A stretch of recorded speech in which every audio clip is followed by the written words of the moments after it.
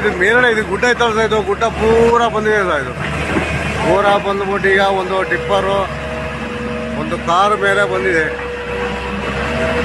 Car ಮತ್ತೆ ಒಂದು tipper ಪಟ್ಟಿ ಆಗಿದೆ. ಒಂದು ಗ್ಯಾಸ್ ಗಾಡಿನ ದೂಕಿದೆ ಸೈಡಿಗೆ. ಈಗ ಹಿಟಾಚಿ ವರ್ಕ್ ಮಾಡ್ತಾ ಇದೆ ಸರ್.